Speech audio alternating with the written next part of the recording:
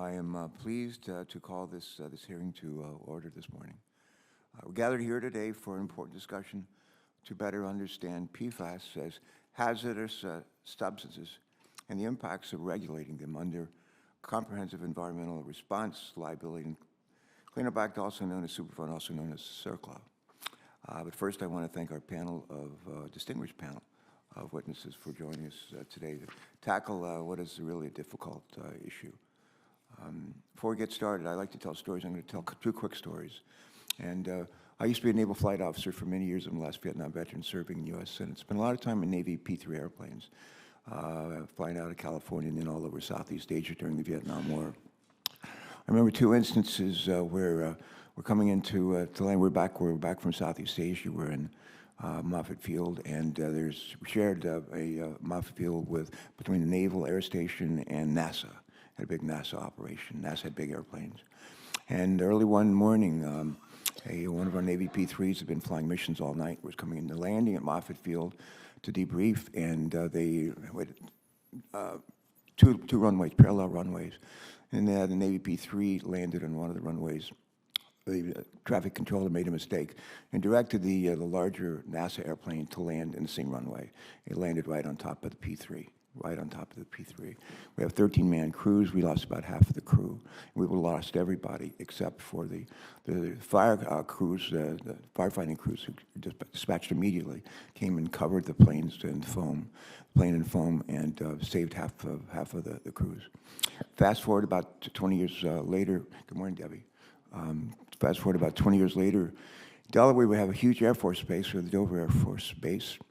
It is the land bridge that connects the United States to the Ukraine. It's one of the things we do with our C-5 and C-17 aircraft. And one day I was driving down State Route 1, which connects, some of you know, from I-95 to all of our beaches, Rehoboth and others. And we're getting just south of the town of Dover, our capital city, and approaching the Dover Air Force Base, and I could see black smoke coming up from the Air Force base. And I drove another about a mile or two, and lo and behold, there was a huge Navy, not Air Force, cargo aircraft that had taken off. And when they take off, they have like 4 engines, and they have flight engineer and pilots. Taking off and flying up, and he got an engine warning light. I have 4 engines, got an engine warning light on one of the engines. And instead of the flight engineer shutting down the engine that was given the warning light, shut down another one. So they ended up with a plane that was supposed to be flying to Europe with a full bag of fuel, full load of cargo on two engines. That doesn't work very well. And they turned around, they tried to get back and land and get into the approach path and land on the runway. Didn't make it. Went in about a mile short. Fire crews dispatched quickly to try to save the lives of the aircraft. Every life was saved. Every life. That's a good story. That's the good news. Bad news is there are a number of communities around Dover Air Force Base that now have polluted water that they drink. And so something that was designed to save lives has made life more difficult for some of the people who live there around that base. But I just wanted to share that with you. And I think there's a lesson to be known or taken away from those two instances, and that maybe will help inform what we're doing here today. This isn't a hearing that's just about firefighting foam, as you know. As we all know, thanks to modern chemistry, Americans have witnessed and welcomed, rather, the use of PFAS in many other forms, from non-stick pans and waterproof jackets to stain-proof furniture fabric, and even as part of our heart valve replacements. My guess is almost everybody here has PFAS in some form or fashion on our clothing, on our shoes, our shirts, or whatever, and maybe even in our bodies. What we've had for breakfast, what we had for dinner last night. But since the 1940s, more than 9,000 PFAS chemicals. Yep, that's right, 9,000 PFAS chemicals have been manufactured and used around the world. And chemists are still finding more uses for these chemicals, from enabling lighter weight materials for our electric vehicle batteries to ushering in high efficiency methods for cooling the energy hungry servers that keep us connected to the internet. Frankly, PFAS chemicals have made, in many instances, life easier, but this has come at a significant cost. And that is the cruel irony of these chemicals and the very substances that can save lives, as I've mentioned earlier, and improve the quality of our lives may also put lives at risk. Major reason that these chemicals are so effective is that they simply do not break down in the environment, as we know, and that's why they're known as forever chemicals. They also accumulate, as one might ask, where do they accumulate? Well, they accumulate in plants, they accumulate in animals, they accumulate in our water and our soil, and most regrettably in our bodies, as well as in the bodies of our children and our grandchildren. A number of these forever chemicals have been found to be toxic, causing liver damage, fertility problems, and even cancer. As everyone in this committee knows, I'm privileged to represent the state of Delaware at least for the next 9 months, 7 days, 14 hours, 33 minutes. Yet every one of we have three counties in our state, and every one of our 3 counties has been plagued by the presence of PFAS chemicals in our soil, in our air, in our water. Every one of our colleagues in the U.S. Senate is dealing with the lasting effects of PFAS in their states and their communities as well.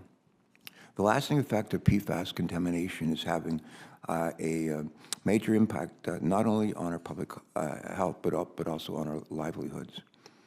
People in affected communities are worried about falling property values, and in too many instances, farmers with contaminated lands and livestock are being driven out of business.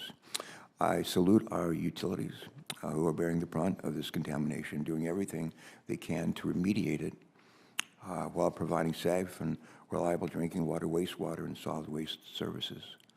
And as we'll all recall, our colleagues and I fought to include more than $10 billion in the bipartisan infrastructure law to support their response efforts. Last year, the Environmental Protection Agency took a significant step to address the impact of PFAS by proposing to designate 2 of these chemicals as hazardous substances under the Superfund law. And we anticipate that this rule will be finalized later this calendar year. The Superfund law provides the government, as you know, with the authority to hold polluters responsible for environmental contamination caused by dangerous substances. And with this proposed designation, the EPA is doing good work to increase transparency around the prevalence of these chemicals while also protecting the environment and public health. Though this designation is an important step forward, we have also heard concerns about the potential unintended impacts this designation could have on entities like municipalities and water treatment plants. These facilities and entities do not use these chemicals at all, but could be held responsible for downstream contamination simply because the contamination traveled through their facility. To date, the EPA has never enforced an action against a passive recipient of contamination under the Superfund law. However, these facilities and entities are concerned that this designation could potentially saddle them with unjustified lawsuits until the EPA identifies the real responsible parties. And as you know, working through Superfund liability could take years under the current legislative structure of the Superfund law. The goal of today's hearing is to better understand these concerns and to continue our efforts to confront this contamination where it exists.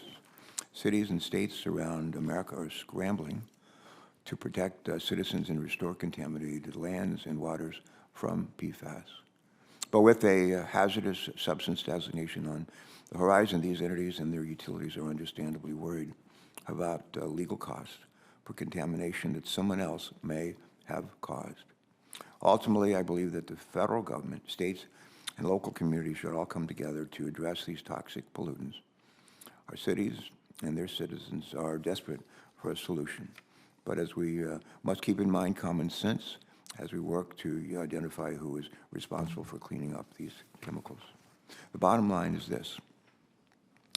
While PFAS chemicals can serve useful purposes and do serve useful purposes in our lives, the other side of the coin is that PFAS chemicals are pervasive threats to our family's health and could cost our economy not just millions, but potentially billions of dollars in cleanup expenses every year.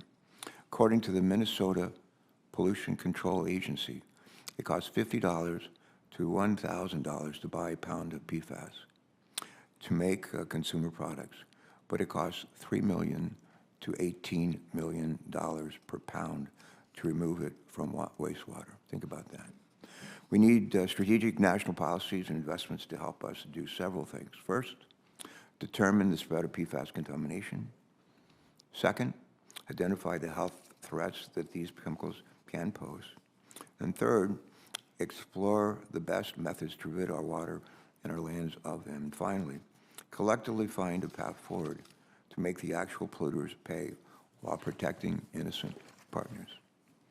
All of us look forward to hearing from our witnesses today. We sincerely look forward to hearing from you today about how we can work together to address PFAS contamination. Senator Capito and I have been privileged to lead this committee through some really tough issues over the last several years, and this is maybe one of the toughest, maybe the toughest.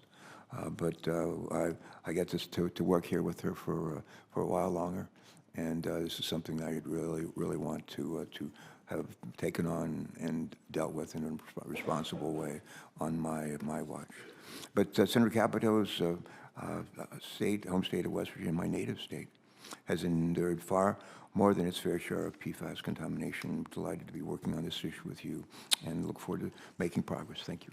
Thank you, Mr. Chairman, and thank the witnesses for being here in the full room. It's nice to see. Addressing the challenges of a class of substances collectively referred to as PFAS is one of my highest environmental policy priorities.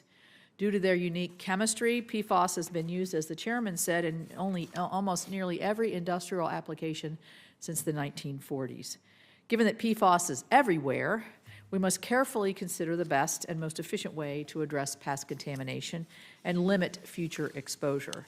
This means prioritizing actions that address PFAS, the ones of the greatest known health risks, and examining common routes of exposure for those chemicals. I firmly believe that the most effective solutions for tackling PFAS require bipartisan collaboration, as the chairman mentioned. Recognizing the urgency of this situation, I want to continue to work with him to develop tailored legislation. We've been trying. Last year, the EPA announced it intends to designate 2 legacy PFAS as hazardous substance under CERCLA. Today's hearing offers us an opportunity to evaluate the potential consequences of that proposal.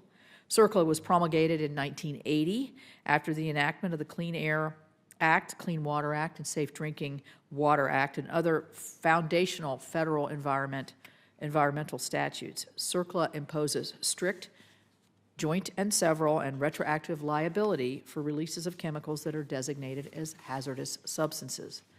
CERCLA enshrines the core principle of the polluter pays. If you cause a release, you are responsible for the cleanup.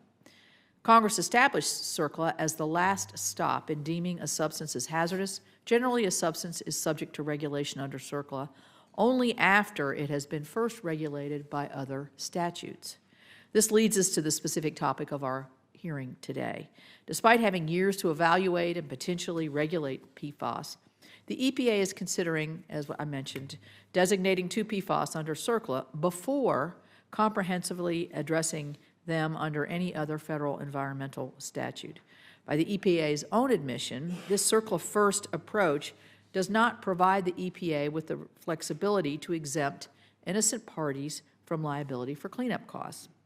If an entity meets the definition of potentially responsible party, that entity is liable for all cleanup costs, regardless of intent or exercise of due care. While I appreciate that the EPA's claim that it plans to exercise enforcement discretion, it will not provide a liability shield to those who had no role or responsibility for PFAS contamination. Absent congressional intervention, the burden of cleaning up sites tainted with PFAS will fall on the shoulders of entities like drinking water and clean water systems and waste management utilities. These entities are known as passive receivers. They did not manufacture or generate PFAS and were unknowingly or required by law to catch or to receive these contaminants. Given that the EPA plans to finalize its proposal, Congress must step in, I think, to address the overly broad sweep of CERCLA liability, as Congress has done in the past 11 times before. If the agency regulates PFAS under CERCLA, and then the EPA finalizes the drinking water standards, which I've been after them to do for several years, and is proposed to do, the CERCLA listing will have put water utilities in an untenable position. Communities would be required to remove 6 substances, 2 of which would be hazardous substances, through water treatment processes, therefore concentrating the PFAS in filters. Well, water systems are going to be stuck holding these filters because landfills would be unwilling to accept them due to liability concerns.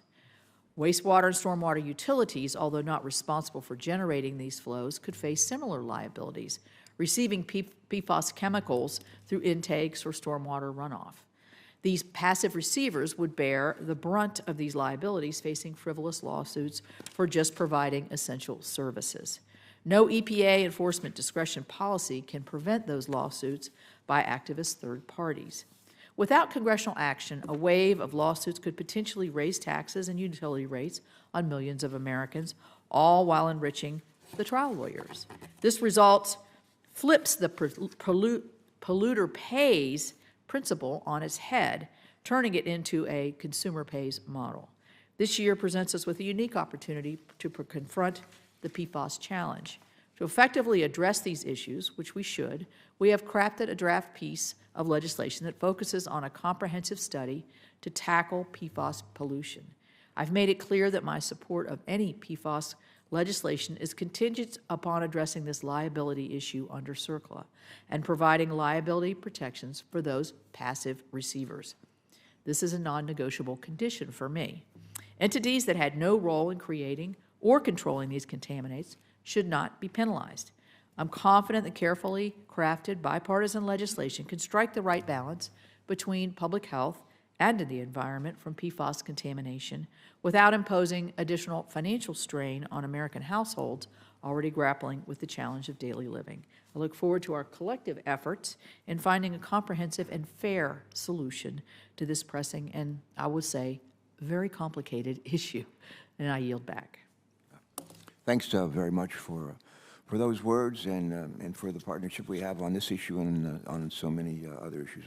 As Senator Carper knows, my family is originally from a coal mining town in West Virginia called Beckley, Raleigh County. My grandfather was one of the co-founders of Raleigh County. My dad used to say to my sister and me when we were kids growing up, he used to say, the hardest things to do are sometimes the things most worth doing. He said the hardest things to do are sometimes things that are most worth doing. He also used to say, quitters never win and winners never quit. And those words are frankly on my mind today, along with the words of a friend of ours actually from Wyoming, who was a witness on another committee that I serve on, who once said at a hearing, he said, bipartisan solutions are lasting solutions.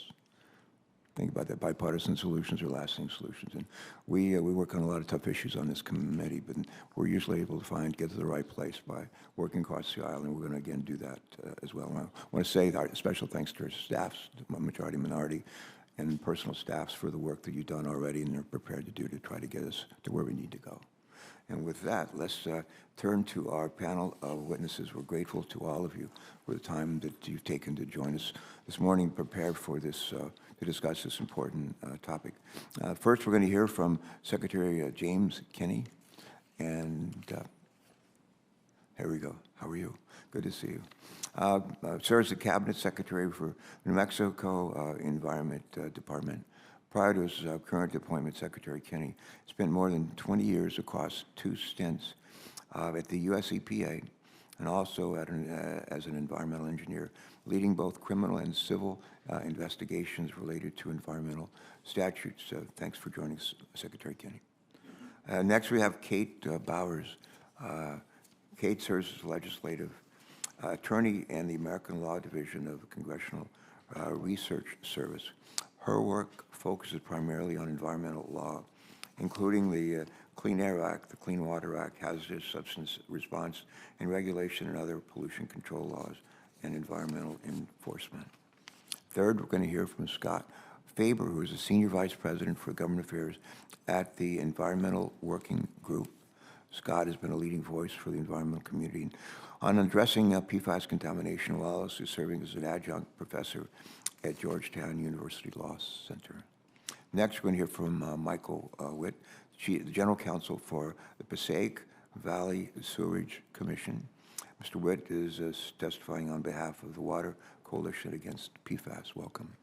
And finally, we're going to hear from Rob Fox, who serves as a partner at, is it Manco? Manco? Yeah, Manco Gold Catcher Fox LLP. Mr. Fox is testifying on behalf of the National Waste and Recycling Association and Solid Waste Association of North America. We thank you all for appearing today, taking your time. Thanks for your preparation and your willingness to answer some of our questions as we try to find the right path forward on a tough issue. With that in mind, Secretary Kinney, go ahead. Good morning, Mr. Chairman, Ranking Member Capito, and members of the committee and fellow panelists. My name is James Kenney. I'm the Cabinet Secretary of the New Mexico Environment Department, and I appreciate the opportunity to be here today to talk to you about PFAS. And as you indicated, my experience is 20-plus years working across federal and state government agencies, looking at chemical plants as well as defense facilities, all of which are right at the center of PFAS discussions. And as you indicated, Mr. Chairman, the group of chemicals we're talking about are moving through our economy in both consumer goods and industrial goods. They're moving through our economy and then ultimately into our environment. They don't decompose, as we all know, hence the term forever chemicals, and they bioaccumulate in our bodies, they bioaccumulate in our wildlife, and they move through our land and water at a significant cost to remediate. We know that these chemicals can have serious health effects, which is why we are here today, and the New Mexico Environment Department is leading efforts to ensure that they don't continue to move into our environment. When I was before this committee in 2001, I advocated for the use of RCRA to address PFAS. The Resource Conservation and Recovery Act, our nation's hazardous waste law, is something that states can take action on today to address PFAS contamination. And this is because the Congress had the insight to give US EPA and states broad authority under RCRA. In fact, Governor Michelle Lujan Grisham petitioned EPA to list even more chemicals as hazardous under RCRA, and the US EPA has taken up that petition, and there are 2 rulemakings active right now that EPA hopes to finalize by the end of the year to again affirm that states and EPA can regulate PFAS as under RCRA. So I continue to advocate here today stating that PFAS is best addressed under RCRA as a starting point, either through direct congressional action or continued US EPA creation of and finalizing rules. Those addressing PFAS under RCRA brings a more common sense foundation, in my opinion, prior to implementing the CERCLA requirements. And here's why. RCRA is largely implemented by the states. In contrast, CERCLA is primarily implemented by multiple federal agencies with less involvement from EPA and states. And under CERCLA, implementation of those rules allows the Department of Defense as one entity to police itself. And that has not worked. It's produced inconsistent results in New Mexico and across the country. And there's no other industry that is allowed to police itself under CERCLA like the Department of Defense does. My 5th day on the job as Cabinet Secretary 5 years ago, New Mexico was slapped with a lawsuit to undermine RCRA authority for the cleanup of PFAS by the United States. We're now in the 5th year of that lawsuit, and what we have to show for it is $8 million in defensive litigation, about $3.7 billion of our agricultural industry threatened by migrating plumes of PFAS, and this would in fact, again, New Mexico's ag industry, but also North America's largest cheddar cheese plant, And in addition to that, New Mexico has paid $850,000 to help a dairy farmer dispose of his euthanized cows for PFAS poisoning as RCRA hazardous wastes. We plan to continue to work to test the servicemen and women as well as residents who live around one of our bases for PFAS contamination. All this under the backdrop of not getting anywhere with the Department of Defense in terms of remediating PFAS off base. So given my experience with RCRA and CERCLA, I offer two recommendations for the committee. One, Congress should take immediate action to list PFAS as hazardous waste under RCRA to achieve better outcomes for communities sooner. And two, Congress should modify CERCLA and the Defense Environmental Restoration Program so that US EPA is the sole responsible implementing agency, not the Department of Defense. In doing so, we'll create a strong program that is focused on both the polluter and giving states the ability to address the passive receivers with discretion. Thank you. I'll just say to our witnesses, in baseball they have a term, telegraphing a pitch, and you can tell by the way the pitcher holds the ball, releases the ball, what he's throwing, a curveball, split-fingered, whatever it was. I'm going to telegraph a pitch. I'm going to come back to his two recommendations, and I'm going to ask each of you just to comment on the feasibility of those, okay? We'll do that when we do the Q&A. All right, next in the batters, in the on-deck circle, coming into the batter's box, is Kate Bowers. Kate, welcome, please proceed. Thank you, and good morning, Chairman Carper, Ranking Member Capito, and members of the committee. My name is Kate Bowers, and I'm a legislative attorney in the American Law Division at the Congressional Research Service. Thank you for inviting me to testify today on behalf of CRS. In my brief remarks, I'll be addressing the mechanisms established in the Comprehensive Environmental Response, Compensation, and Liability Act, also called CERCLA or the Superfund Law, for holding parties responsible for the costs to clean up contaminated sites. My testimony will also address considerations that may be relevant to liability if EPA finalizes its proposal to designate one or more PFAS as hazardous substances under CERCLA. CERCLA authorizes EPA to clean up contaminated sites and to compel entities that bear responsibility for contamination at a site to perform or pay for cleanup activities. Private parties that incur cleanup costs may seek to recoup those costs from other parties or from the Superfund trust fund.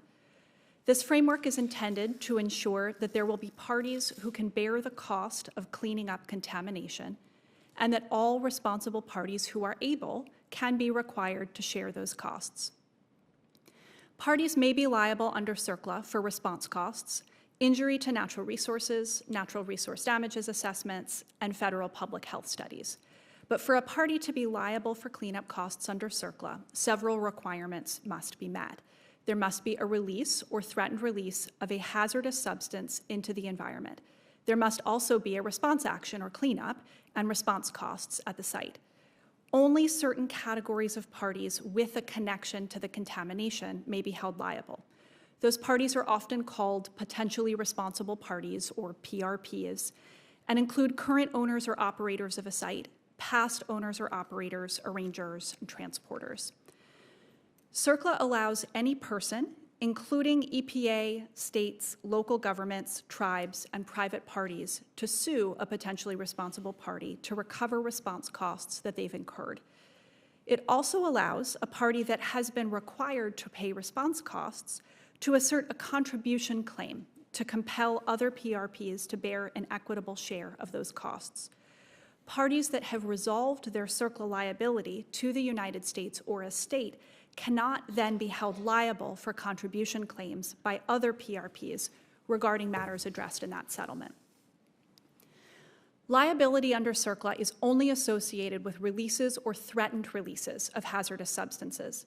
A substance may be considered hazardous for purposes of CERCLA based on either designation under another statute to which CERCLA refers, or a direct designation pursuant to CERCLA itself.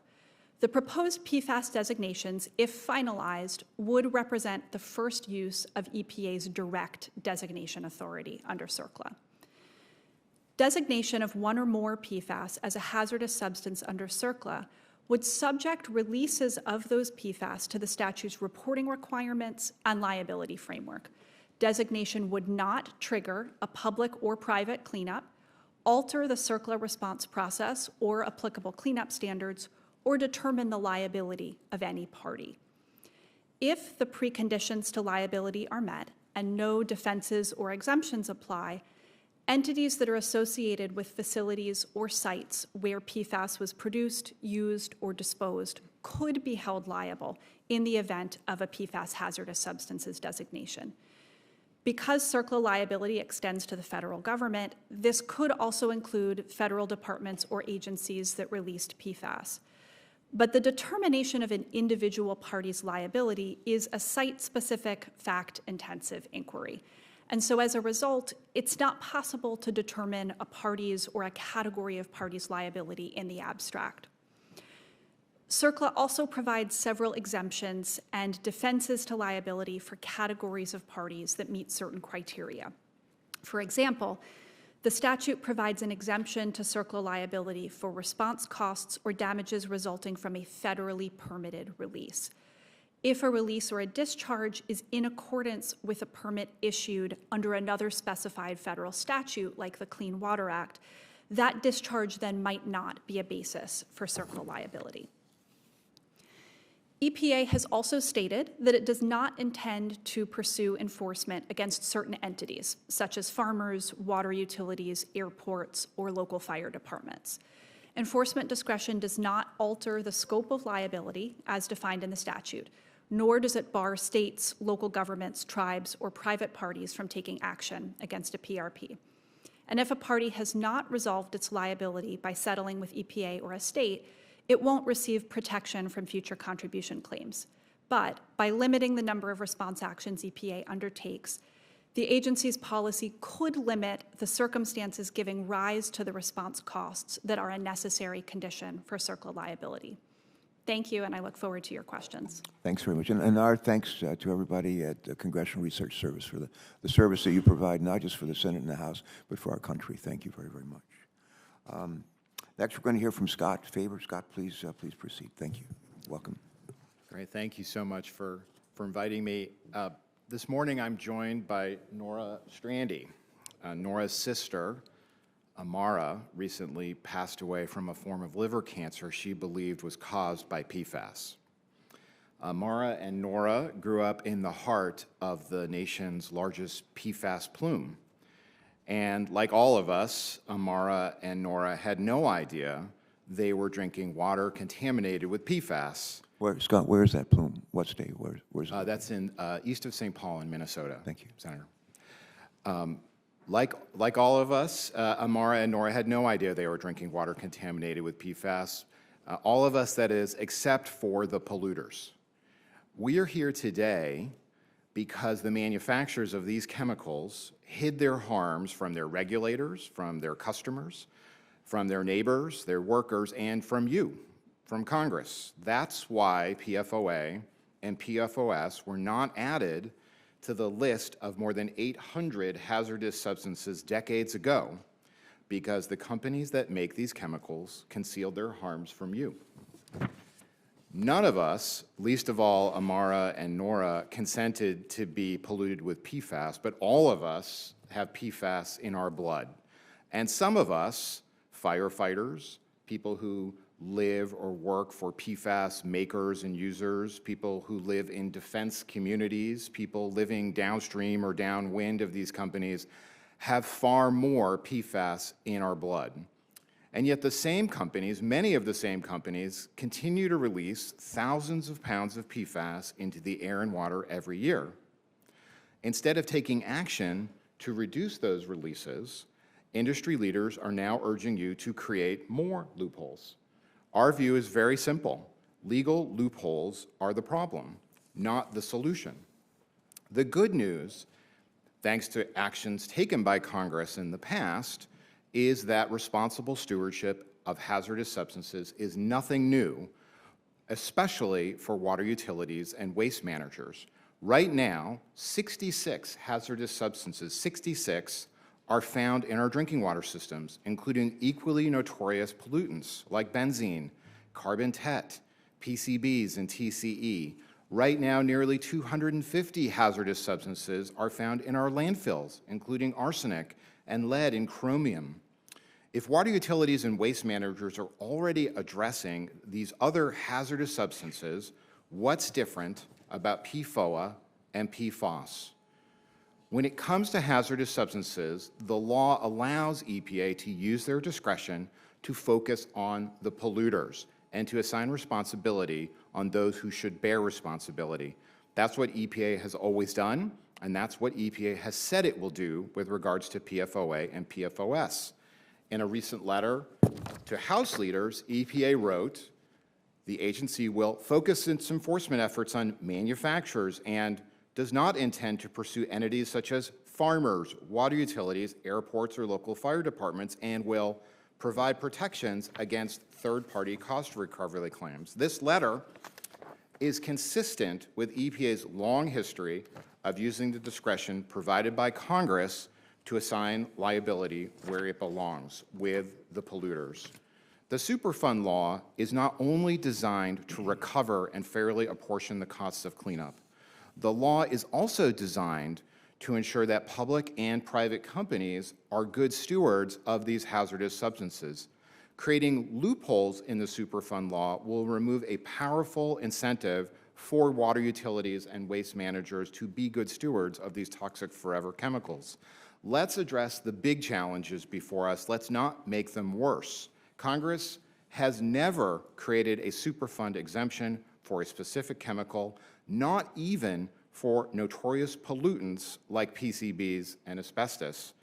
I know we all wish Amara was here today to deliver this testimony, not me. Just before Amara passed, she helped enact the toughest PFAS law in the nation, which was later named Amara's Law. Imagine the courage it took to sit where I'm sitting now and fight for the rest of us.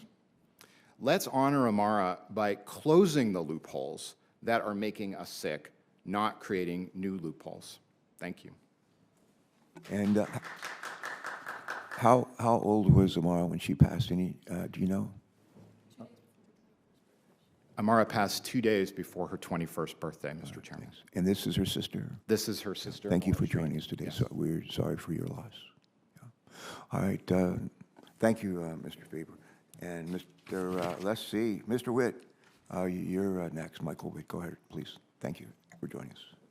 Good morning, and thank you, Chairman Carper and Ranking Member Capito, and all members of the committee for the invitation to testify about the need to protect water systems from PFAS liability under CERCLA. I'm honored to be here.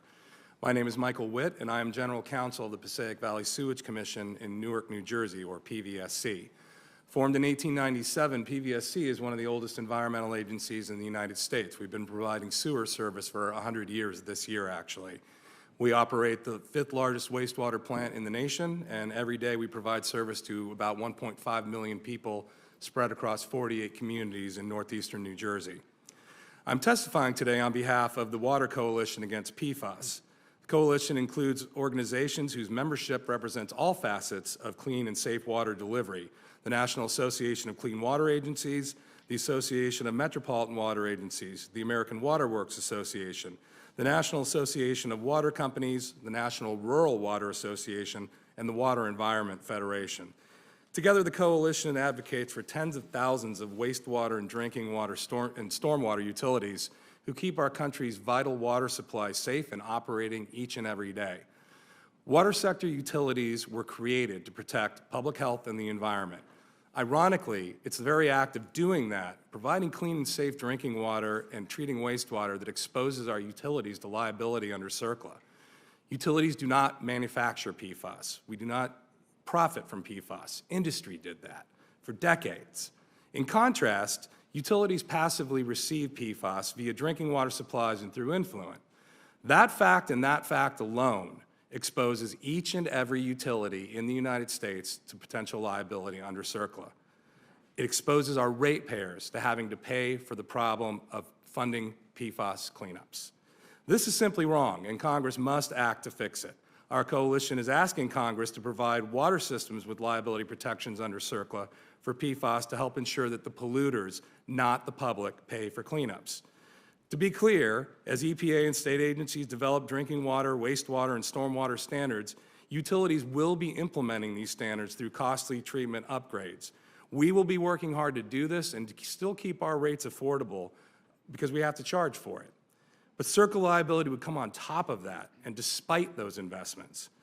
Some have expressed the opinion that if utilities just comply with their federal permits, they won't have CERCLA liability. That is not the case. The existing CERCLA exemptions tied to federal permits generally would require that PFAS be directly addressed in permits before it could provide any sort of liability shield. But EPA and the states are still figuring out how to address PFAS in permits, so we don't have that yet. CERCLA is also retroactive, meaning that in the future, when we can rely on those permit shields, CERCLA would still be able to look back and still keep us on the hook for remediating decades worth of PFAS that the chemical companies have pumped into our water and our air and on our land. I'm also aware that EPA has proposed to exercise enforcement discretion and that they do not intend to target water systems. We welcome that policy, but it's not enough. It doesn't carry the force of law. It could change tomorrow, and its impact is limited to cleanups that are led by EPA, not by private parties. CERCLA provides even the most culpable parties with multiple avenues to drag innocent parties into extremely costly and complex litigation, and there's little EPA can do to stop it. This is not a hypothetical statement. We know that this happens because it's happened to my own utility. We've been involved in the largest Superfund case to date under that law for the last 28 years. From 1951 to 1969, the Diamond Alkali Company manufactured Agent Orange on the banks of the Passaic River. A byproduct of Agent Orange is tetrachlorodibenzo-P-dioxin, or TCDD, which has been labeled by scientists as one of the most toxic synthetic chemicals that humans know how to make. Like PFAS, TCDD is persistent in the environment, and like PFAS, PVSC does not manufacture, use, or profit from TCDD. During its time manufacturing Agent Orange, Diamond Alkali intentionally dumped TCDD into the Passaic River. The damage that the company did will run into the billions of dollars to remediate. It is difficult to imagine a more culpable party under CERCLA. Yet Diamond Alkali's successors and interests have been able to drag, through decades of litigation, hundreds of parties into it, including PVSC and 40 other public entities into this fight. So we know that enforcement discretion by itself simply does not work. We've also heard it said that utilities need the threat of CERCLA to ensure that they'll do the right thing. This is insulting, it's unmoored from reality, and it doesn't take into account that we're already under permits. Everything we do, every time we operate, is under the Clean Water Act. We already have the Safe Water Drinking Act to provide those standards for us. And that's where the focus should be, on enforcement and on helping these communities to address PFAS, is through modification of our treatment systems. Let us put our money where it counts, not into lawsuits. Thank you all. Thank you, Mr. Wett. Mr. Fox, please. And then we'll go to questions. Thanks. Chairman Carper, Ranking Member Capito, and members of the committee, thank you for the opportunity to appear before you today. My name is Robert Fox. After graduating from Harvard Law School, I have practiced environmental law for 38 years and have taught Superfund as an adjunct professor for 27 years at Penn Cary Law School. My clients on Superfund matters include all industry sectors and municipalities such as the City of New York. My testimony today is on behalf of the Solid Waste Association of North America and the National Waste and Recycling Association, two organizations representing municipalities, the private sector, and essential public service providers throughout all 50 states and the District of Columbia. EPA has proposed listing PFOA and PFOS as hazardous substances under CERCLA. PFAS compounds are ubiquitous in consumer products, including in nonstick cookware, dental floss, nail polish, and carpets. Once discarded, these materials are ultimately disposed of in municipal solid waste landfills. As a result, landfills are and were passive receivers of these waste streams containing PFAS. They never manufactured or used PFAS in their operations, but only received them due to the presence in waste created by virtually every person in this country. There is no practical way for landfills to identify or segregate household waste containing PFAS from general waste. 3 facts are important to keep in mind. First, listing PFAS compounds directly as CERCLA hazardous substances is unprecedented. CERCLA defines hazardous substances by including any substance already regulated pursuant to federal environmental statutes such as RCRA and the Clean Water Act. Here, EPA is proposing to list PFAS compounds as hazardous substance before finalizing regulatory standards under those authorities. Second, there are no current standards for PFAS compounds and permits for landfill leachate, the liquid found in landfill that is either managed via a permit to a publicly owned treatment works, or POTW, or discharged directly pursuant to an MPDS permit. As a result, CERCLA designation would impose liability both retroactively and prospectively on landfills that historically and currently do not have any PFAS requirements in their permits. Third, landfills, POTWs, and water treatment plants are interdependent public services. POTWs managing leachate from landfills and discharges from other sources generate biosolids, while POTWs routinely and increasingly handle those biosolids by disposal in landfills. As a practical matter, CERCLA designation of these PFAS compounds, in the absence of congressional relief, would compel landfills to restrict inbound waste with elevated levels of PFAS compounds, including spent water filtration systems, biosolids, and contaminated soils from CERCLA sites, including DOD sites. As a result, EPA's goal of promptly remediating PFAS contamination at other sites will be delayed and frustrated. More basically, CERCLA liability will completely disrupt the well-established municipal waste infrastructure in this country. Certain waste will have no place to go, and increased disposal costs will turn CERCLA's objectives from a polluter pays policy into a community pays reality. The solid waste sector is not looking for relief where the groundwater at landfills has been impacted by these PFAS compounds due to landfill operations. Rather, we are seeking a narrowly tailored exemption from CERCLA liability arising from permitted leachate discharges. The exemption would apply where the release of PFAS compounds from a landfill are or were contained in an otherwise permitted discharge. Once landfills become subject to PFAS permit discharge requirements, they would be exempt only to the extent that they meet discharge requirements and qualify for the existing federally permitted release exemption from CERCLA liability. In anticipation of these discharge limits, landfills are proactively piloting a range of cutting-edge treatment technologies for PFAS and leachate. I want to address 2 arguments that have been asserted against this proposal. First, this type of exemption from CERCLA is nothing new. Congress has exempted parties who were inequitably held liable under CERCLA by creating 11 CERCLA exemptions over 40 years for parties as diverse as lenders, fiduciaries, brownfields developers, recyclers, and most apropos here, for residential and small business generators of household waste.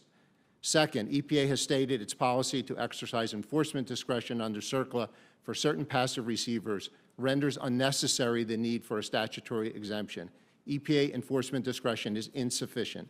As a matter of law, if EPA chooses not to take any action, the passive receiver has no protection from a suit brought by any other potentially responsible party. Even if EPA settles with the passive receiver and provides those parties with statutory contribution protection, prevailing case law holds that settlement will not protect those settling parties from cost recovery actions brought by parties who have not been sued or settled with EPA. For all of these reasons, SWANA and NWRA respectfully support the limited statutory exemption discussed herein for leachate discharges containing PFAS from a passive receiver landfill. Mr. Fox, thanks. Gave us a lot to think about. Thank you so much. I mentioned when I said earlier today I was going to telegraph my pitch and go back to Mr. Kinney and ask him to repeat what he said at the beginning of his testimony. Rather than do that, I'm going to do that for the record. We'll do that for the record. We'll reach out to everybody on the panel and restate what he's already said and ask each of you for your opinions. One of the things I oftentimes do at the end, my colleagues know, at the end of a hearing, especially in one as difficult to deal with as this one, I will ask the witnesses at the end of the hearing, where do you think we have amongst the witnesses, where's their agreement? Maybe not total agreement, but some consensus. One of the things we have to do at the end of the day is to try to find consensus, and this is an opportunity for you to at least start that process. So we'll just start, Mr. Kinney, with you. Secretary Kinney, right? Mr. Secretary. Just take one, I want to take a minute, just take a minute. Where do you think there's some consensus on this panel?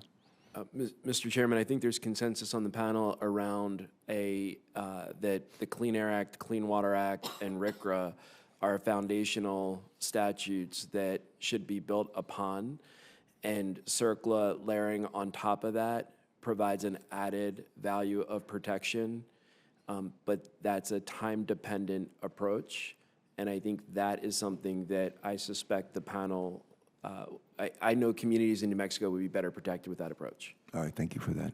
Ms. Bowers? We want to hear every word. Go ahead, thank you. Thank you for the question.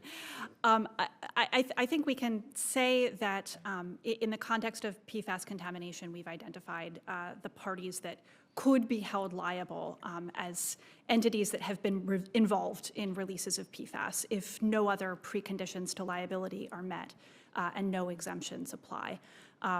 Where the committee may wish to consider is whether additional protections in the form of a liability exemption would be necessary to go beyond the enforcement discretion that the EPA has indicated that it intends to apply, and whether it wishes to go beyond exemptions such as the federally permitted release exemption from liability, which could potentially apply to some entities that could be held liable in the event of a cleanup of PFAS contamination. Thank you for that, Mr. Faber.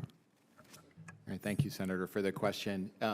I was honored to be here 5 years ago, and when we first started working together to address PFAS contamination, and thanks to your leadership, we now know a lot more about who's releasing PFAS and just how much is in our drinking water. And unfortunately, we've learned that millions of people are drinking too much PFAS in their tap water. And I think all of us agree that we should quickly finalize a drinking water standard. Senator Capito, so glad to hear you say that this morning. I'm hopeful we'll see something soon. I think we'd all also agree that we shouldn't be making this problem bigger, that we shouldn't be allowing manufacturers and users of these chemicals to continue to discharge these chemicals with no limits at all. I mean, imagine if I was sitting here today and testifying that people could release asbestos or PCBs or dioxins or into the atmosphere or into the water with no limits at all. You'd all think that was ridiculous. But that is exactly the case with regards to PFAS. There are likely more than 30,000 companies that are discharging PFAS into the air and water right now. And if we were to take steps to limit those discharges, that would be less PFAS entering the drinking water systems and landfills that the other witnesses are here addressing. So it feels like that's an area where there's an opportunity for real progress. Yeah, thank you for that. Mr. Whitten. Thank you, Chairman. I have to say, I'm actually really quite encouraged by what I've heard so far this morning. I don't think that there's a lot of disagreement on this panel. We all acknowledge and recognize the problem that's there. I think the only issues between this panel where there may be some difference of opinion is how to get there. We all recognize the importance, and certainly from the water sector's point of view, of the water sector's role going forward under PFAS regulatory schemes on being part of the solution to this problem. We just need to make sure that we're not, as Mr. Faber just said, we're not a manufacturer user, and that's where the liability needs to be put, as Mr. Faber just said. The difference of opinion here may be about whether or not there's an exemption for this sector that's needed under CERCLA. And again, I think that it definitely has to happen. We say I'm going to ask you to hold it there, if you will. Okay, finish your sentence, but then we need to go to the next witness. Yep, I was just going to say, hope is not a good plan. All right. Henry Ford used to say, if you think you can, or you think you can't, you're right. And so we need a sense of optimism. This is it's a tough issue. This is a tough issue, but thank you for your optimism. Mr. Fox. Sure. I think there's probably two things that I heard that there was some consensus on.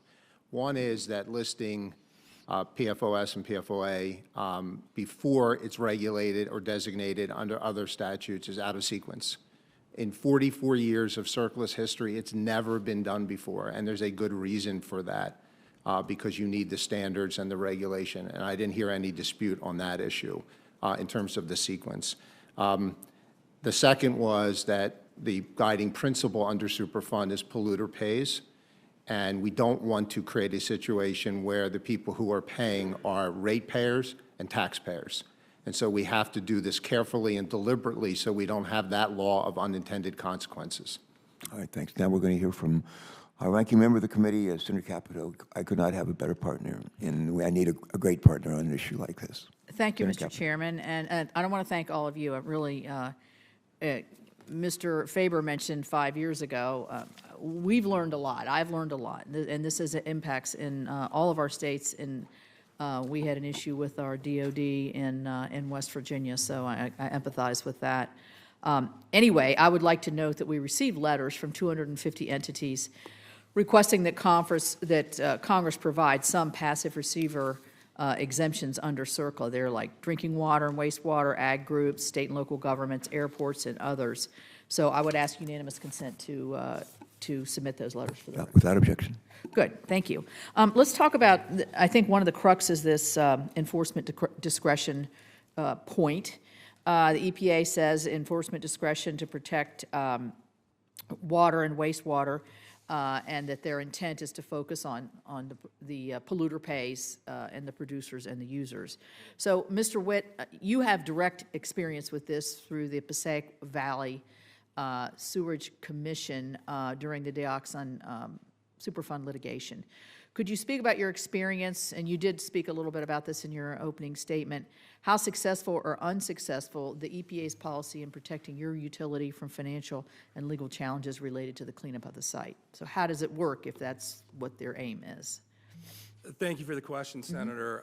It hasn't worked because, as has been pointed out, and Mr. Fox is certainly more of a legal expert on CERCLA than I am, but it hasn't worked because, as was pointed out, even if EPA doesn't sue you, everybody else involved in a Superfund case can sue you. And so in PVSC's case, again, we don't make dioxin, we don't profit from it, we don't use it, and yet for the last 8 years, since 2016, by having been drawn into this lawsuit, PVSC has had to expend over $4.6 million in legal fees defending this case against a contaminant that is not our responsibility, that we didn't put into the river, we didn't make it, we don't use it. But nevertheless, we are force-marched through this lawsuit. 40 other public entities are being force-marched through lawsuits related to the diamond alkali site by the parties who are liable for putting this, again, most toxic chemical that human beings know how to make that's not radioactive into the environment. And there's no way to get us out except by settling with us directly. And that is what EPA is trying to do, but it doesn't stop you from being involved in the lawsuit. And that's what the same exemption we're asking for under PFAS. Right. We're trying to be part of the solution here. We're not part of the problem. Well, the good news is I think that what I hear the panel saying is we are at the precipice. We are so much closer at addressing this issue from our standpoint. And if we can get the drinking, let's talk about the drinking water standard. Let's just say you're a small water system and Mr. Fox, this is for you, in West Virginia. Let's say you have a certain level that you have to, that you can't pass through. And we have the technology and the carbon filters that, so they purchase those, which are several $100,000s for a small water system. They catch it, and hopefully all of it, but there might be some that could get through. We know that's always a possibility. I guess what disproportionate problems would they have at a small water system because they can't bear the brunt of it? But then the other question is, and we've learned this through our investigations, is how do you destroy it? And how do you, once you catch it, what do you do with it? That's a big issue that in our bill that we've looked at is to try to award, prizes to people that can figure out how to do this. If you burn it, does it go back up in the air and people are breathing it and all these kinds of issues? So, Mr. Fox. So thank you for the question, and I think you're raising a really important point in two ways. First of all, municipal solid waste landfills are not going to take that material if they don't have passive receiver protection because it will incur liability for them. So that granulated activated carbon filtration systems will not have a place to go. They will have to go to hazardous waste landfills or hazardous waste incinerators if they will accept it. order of magnitude more expensive for these small water authorities or wastewater treatment plants, talking about 5-8 times more expensive, not including the transportation costs. And so it will have an incredibly disproportionately negative effect on those industries because they will have no place to send them. I will say that they may not even be able to dispose of them in the hazardous waste incinerators and landfills because they may not be compatible with those facilities. Yeah, that's a big issue. So, you know, we're talking a lot of technicalities here, and I think what we're bypassing a little bit, not because we want to, but because we're trying to get to the right things, are how safe is this in our water? Is there a level? How important, and I'm just going to go really quickly. I know I'm almost at my time. Secretary, can you let's go through quickly. What will the safe drinking water standard mean in this discussion? In other words, how important is that, and how quickly should that have been done, like I think yesterday, but that's my opinion. Really quick while Yeah, Senator, I agree. It should have been done yesterday. We're looking forward to coming out, but how important is that? Is it'll set a North Star by which utilities will have to, anyone discharging, or I should say treating for drinking water will have to meet that standard. Mm-hmm. It'll require some technology to be invested. But that's not a bad thing here, is that once we have a standard, that is usually what spurs the innovation to create the technology. So I'll keep it brief and hold it there. Ms. Bowers, do you have anything to add there? Yes, thank you, Senator. I would just add that if EPA finalizes that drinking water standard under the Safe Drinking Water Act, that standard could potentially be incorporated as a standard for cleanup under CERCLA. Okay. That determination is a site-specific one, again, but the statute does have room for so that might beg the question is, do you go to the CERCLA thing before you have the safe standard? But I'll move on to Mr. Faber really quick. Yeah, just a reminder, Senator, that even if the President finalizes the drinking water standard today, utilities will have 3 to 5 years to get into compliance. I think Mr. Fox's point's an important one, that while utilities should not be sending their GAC filters to Subtitle D landfills, they can and should send them to Subtitle C hazardous waste landfills. Indeed, they should have been. This is one of the things that I find troubling about. Well, I want to stick on the water standard. Sure. Sorry about that. Yeah, because I'm out of my time. Okay. Mr. Witt, do you have a comment on safe drinking water? How that might impact you? Again, I concur with the panel that it's an important step forward. Microphone. I agree with the panel that it's certainly an important step forward and needs to happen. You know, again, it's a matter of putting the right regulation in place at the right time, though. And what comes first? Yes, Mr. Fox. Yeah, that's really what I was going to say. It's a sequencing issue that it has to be regulated under those other statutes first before it goes to CERCLA. Thank you. Thanks for those questions. Next will be Senator Stabenow, and then I think Senator Ricketts. Thank you. Thank you, Mr. Chairman and Ranking Member. This is so important. This is an issue that I've been focused on for years. It affects so many communities, as we know, and more importantly, lives. And Michigan, as a manufacturing powerhouse over the years, certainly has been in a very serious position now as we are uncovering all of this. And I appreciate the state of Michigan really be at the front of the line of studying where this is, the contamination is, and taking action at the state level, which is also important. But I want to just refresh, because when we look at past defense budget bills, I'm pleased that my legislation to study the impacts of PFAS exposure and improve nationwide PFAS testing and hold federal agencies accountable for contamination on military bases has passed, so that is now law. We worked together to get historic funding to address PFAS in the infrastructure bill that we all worked on together, which was very important. I continue to push EPA to meet the objectives outlined in the strategic roadmap, which needs to happen. So we've moved forward, we've made a lot of strides, but there is so much more to do, and it's not being done quickly enough, which is my main concern. One place where Michigan's faced significant challenges is when it comes to working with the Department of Defense. When we look at contamination around military bases, PFAS has been detected on at least 10 bases in Michigan. At one base, the former Wordsmith Air Force Base in Oscoda, Michigan, we have readings as high as 213,000 parts per trillion, and DOD has kept the community waiting on a cleanup plan for 14 years. 14 years. Ms. Bauer, in your testimony, you mentioned that CERCLA liability extends to the federal government. DOD would be part of that in terms of liability. But that said, my understanding is that this designation would ultimately not change much about DOD's cleanup responsibilities, their site prioritization, or the speed of remediation. Is that correct?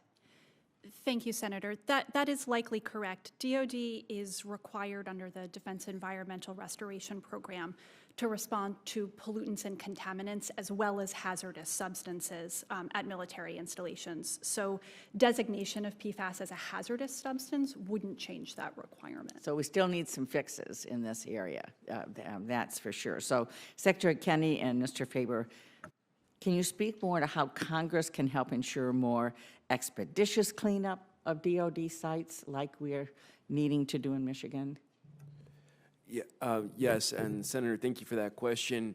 You know, with 715 bases nationally and Michigan, New Mexico share a lot in common here that have, that you can look at DOD's website today and they're cleaning up to 70 parts per trillion, well above the proposed drinking water standard, which means that even when they're finished their CERCLA cleanup and let's say your constituents after 14 years get that satisfaction, the cleanup is not adequate and it is not protective of the science that EPA is using.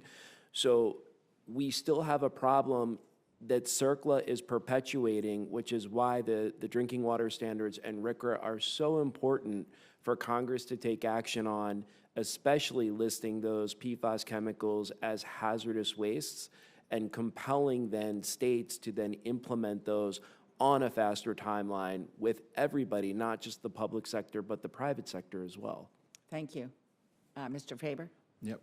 Senator, I was just in Michigan visiting my son in Ann Arbor. He lives with 9 other young men, and so you can imagine what the kitchen must look like. Yeah. I started to take some pictures, and sure enough, they all came down and started cleaning up the kitchen. And one of the benefits of designating PFOA and PFAS is that the releases or threatened releases of hazardous substances would now have to be disclosed. When the DOD transfers a property to civilians, they would have to disclose the presence of PFOA and PFAS in the groundwater and the soil. So one of the big benefits of this designation is that while DOD is effectively treating these chemicals as hazardous substances, thanks to some changes you made to the NDAA, there would be more disclosure, there would be more transparency. Thank you. Thank you, Mr. Chairman. Thanks so much for your work on this and certainly for being with us today. Another former governor here, he and I are recovering governors, but care about this issue with our old hats on and certainly with our current hats on. Please proceed. Great. Thank you very much, Mr. Chairman, and thank you to our witnesses for being here. Mr. Faber, in an Environmental Working Group press release from 2021, you stated, quote, "For decades, these corporations have knowingly contaminated our drinking water, food supplies, and blood of virtually every person on the planet with these highly toxic chemicals. It's long past time that these polluters pay for their malicious drive toward profits over public health." That 2021 statement seems to indicate your support for polluter pays and that polluter pays model. However, the current lobbying that you're doing seems to be contrary to that stance. You know, without passive receiver exemptions, entities who did not produce, manufacture, or intentionally use PFAS for commercial benefits will now be on the hook for someone else's mistakes. I think Mr. Witt has described that. It appears you've shifted beyond the polluter pays model. What prompted this change, and why are you against providing liability protections for passive receivers, given that this aligns with the principle of holding contaminators accountable? Yeah, well, thank you for the question, Senator. I think it's a mistake to refer to folks as passive receivers. landfills and waste managers, water utilities elect to receive these wastes. They can refuse these wastes. They can require their customers to pre-treat these wastes. They can require them to provide records of what is in these wastes. As I mentioned in my testimony, this is nothing new for waste managers and water utilities. There are hundreds of these hazardous substances that they manage every day. And while I'm sure that PVSC is an incredibly responsible water utility, not all water utilities are as responsible as PVSC. We're all familiar with Newark, Jackson, and of course Flint. We're probably less familiar with other water utilities that have not responsibly managed hazardous waste, and I'm happy to provide those examples to you. So are you concerned, though, that, again, Mr. Witt's example of even if the EPA is not holding him accountable, but somebody, a polluter who is actually using this, comes after and sues him after the fact, he's still going to be in this Yeah, no, thank you for the question. Litigation. And as Ms. Bowers talked about, Congress added Section 113F2 to CERCLA to address the contribution rights and to shield parties like wastewater utilities and landfills from being subject to additional litigation for matters addressed in a settlement. When they settle under 122 of CERCLA, they can use the contribution shield under 113 to be immune from future liability for matters addressed in that particular settlement. That provides a powerful incentive for utilities and waste managers to settle with EPA so that we can focus, EPA, the courts can focus on the responsible parties, the real polluters, the folks who have contributed most of the waste to a listed site. So, Mr. Witt, given what Mr. Faber just said, why are you still in litigation and spent $4 million on litigation with the polluters who are suing you when you didn't actually use any of those chemicals? Thank you for the question, Senator, because nothing is ever as simple as we would like it to be, and especially under CERCLA, which is widely acknowledged to be one of the most confusing federal laws probably on the books. There are still avenues of liability that private actors can use to keep public entities involved in these suits. And when I talk about public entities, let's remember who we're really talking about here, which is the public. It's the ratepayers. You know, PVSC doesn't print money. That $4.6 million came from our ratepayers. It's $4.6 million that is not going into improving our plant. It's $4.6 million that's not going into rate stabilization funds so that our lower income users can afford to continue to have sewer and water service and not have to make a choice. Do I pay my sewer bill or do I have to get shoes for my child, you know, so they can go to school? So it's just money that goes into a black hole, and it takes time to get you settled out. And while you're getting settled out, you are still incurring all those legal costs. So that's why. Okay. Mr. Fox, I've heard significant concerns from our agricultural community over the potential liability American farmers will face because of EPA's CERCLA designation. The agriculture sector's concern reflects their concern that CERCLA's normal application of fertilizer exemption is insufficient to shield them from liability under CERCLA. Based on your experience in prior CERCLA litigation, what's your view on the agriculture's community's concern about this exemption? Thank you for that question. I'm going to answer that, and then I want to respond to your last question, too, if I may. So you're completely correct. That exemption would not protect them as it is currently standing, because in order to be eligible for that exemption, you have to meet standards under the Clean Water Act standards for land application of sewage sludge. There are no such standards for PFAS. And so you could be both retroactively liable because there were no standards, and then when they're promulgated, you're going to have to meet those standards. We don't know what they are yet. So that exemption is not available now for land application, normal application of fertilizer for PFAS because no standards exist. I do want to, I have to put my lawyer hat on now for 1 second, that's what I do. But I do want to answer this question about contribution protection that Mr. Faber said, because that's not correct. I argued this case in the Third Circuit. There's a Supreme Court case right on point. And if a private party has not been sued, so if the government does not take an action against a passive receiver, they do not have contribution protection. Even if they get contribution protection, it does not protect them from another PRP who either has not been sued or settled. And so any of those other PRPs who have not themselves been sued or settled can make an action against the settling passive receiver, and that settling passive receiver will have no protection under the contribution provisions of CERCLA. So again, just if I can, because you say you're using some acronyms there, I'm not sure, PRP. So you're saying somebody who's actually doing the polluting, who actually may even be sued but hasn't settled, could still sue somebody like Mr. Witt? Absolutely, that is Supreme Court law. They would have that right to take that action. And as Mr. Witt said, I've been involved in doing this for a very long time. I have cases that have gone on for over 25 years. They are very expensive. They are very resource intensive. And that is going to put a tremendous burden on small players and other passive receivers. Great. Thank you, Mr. Fox. Thank you, Mr. Chairman. Thank you. Senator Cardin's next.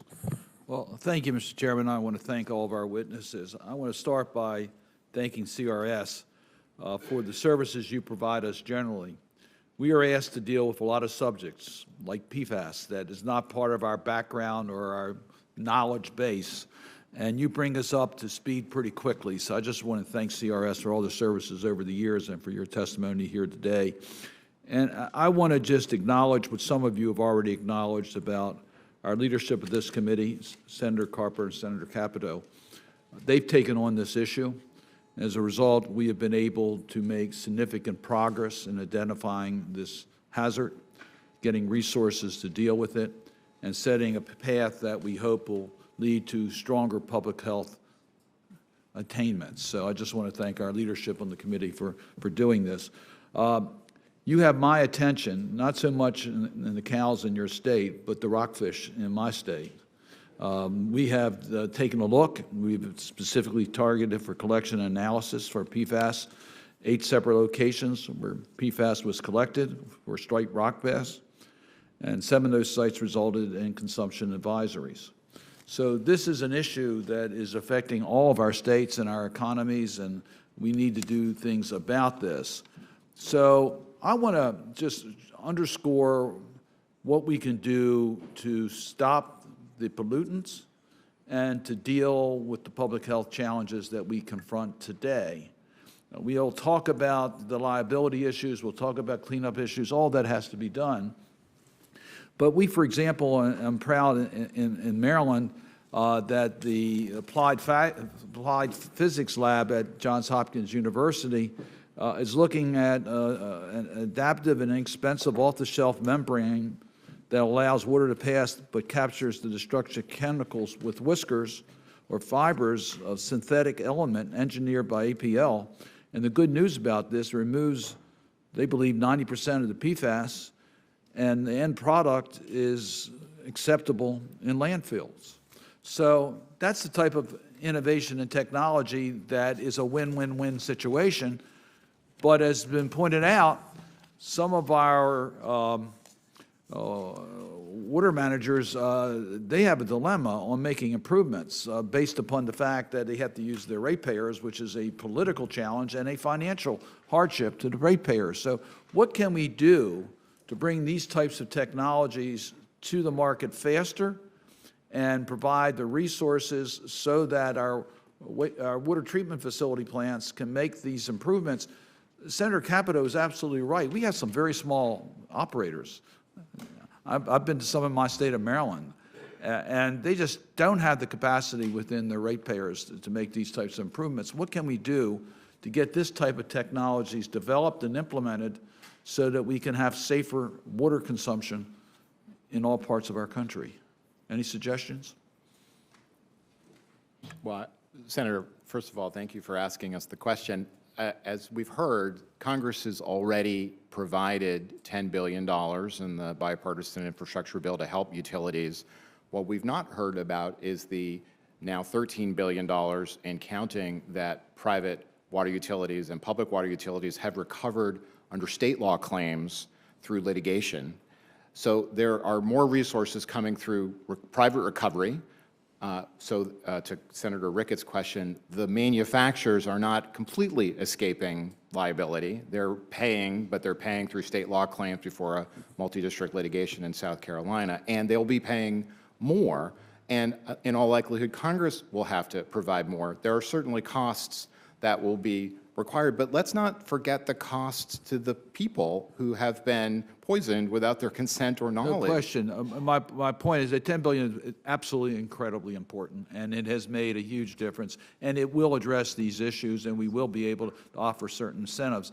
But as I go through my state and talk to our water managers, the capacity and financial abilities are still being challenged. And if we want to advance technology, particularly with smaller water systems, what do we do here? Well, Yes. can I just quickly add that the technology is available, and according to EPA and their analysis of the drinking water standard, only a few thousand systems out of many thousands are out of compliance, have more than 4 I parts per understand trillion not out of PFAS. compliance. I want them to go beyond that. I want to get this PFAS technologies implemented. So landfills are solution providers, and the way we have structured what we have asked for presupposes that once there are PFAS standards for leachate, for example, that in order to have liability relief, you have to meet those standards. And what that does is create technological incentives to create technology to treat that properly. But landfills aren't waiting for that. In anticipation of that, they have pilot studies doing exactly what you said, Senator. They have foam fractionation. They have supercritical water oxidation pilots, plasma, reverse osmosis. And so that's what you need. You need to establish this so that you create the proper technological incentives for passive receivers like landfills or water treatment or water utilities to come up with the technology. And what we propose does that. And you can see, by the way, that we are interdependent, because the waste that they generate comes back to us ultimately. And as you said, we want that to be something we can accept. And so we are already working on that technology. Thank you. Thank you, Mr. Chairman. Senator Cardin, thanks so much for those questions. Senator Padilla, I think, was there earlier. He's come back. Well, thanks for joining us, and you're recognized now. Thanks. Thank you, Mr. Chairman. Certainly glad to be here today and to hear from our witnesses on the issue of PFAS and CERCLA liability, because addressing PFAS pollution has been a priority of mine since I joined the Senate. And just this morning, I spoke to and heard from a number of water agencies at the Association of Metropolitan Water Agencies, where this was a key topic of conversation.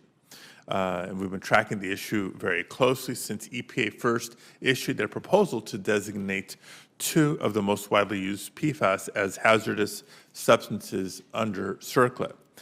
California is facing numerous threats to our drinking water and sanitation infrastructure, from water supply challenges due to sustained droughts to water affordability challenges, which I've focused on as the chairman of the EPW subcommittee on water, fisheries, and wildlife, to the impacts of PFAS, lead, and other contaminants as well. So I see the challenges that California water systems are facing when it comes to investing in infrastructure and delivering on our promise, our obligation, frankly, to provide clean drinking water and wastewater services to every Californian and every American. So thank you, Chairman and Ranking Member Capito, for allowing us to have this conversation today, because this is a complex issue that deserves nuance and careful deliberation. Ultimately, I think we can all agree that we want to hold polluters responsible and accountable for their contamination, and we need to develop the plans to remove PFAS from our water systems. Now, Mr. Faber, I'm looking at a letter that you included in your testimony from EPA to members of Congress about EPA's efforts to develop an enforcement discretion policy to focus on PFAS manufacturers. Now, in the letter, EPA says they do not intend to pursue entities like water utilities or local fire departments, and they outline pathways for settlements to protect against third-party cost recovery claims. Can you talk about how EPA has historically used its enforcement discretion when dealing with utilities and municipalities, and what ways going forward we may be able to protect them and other minimal contributors from third-party liability? Thank you, Senator. And as EPA has indicated in this letter that you referred to, they do not plan to focus the responsibility for this PFAS contamination on water utilities. That's nothing new. It's been long-standing policy under EPA's municipal settlement policy, administrative settlement policy, by using Section 122 to quickly settle the liability of water utilities and other peripheral players, and to focus on those who are truly responsible for creating the pollution caused by hazardous substances.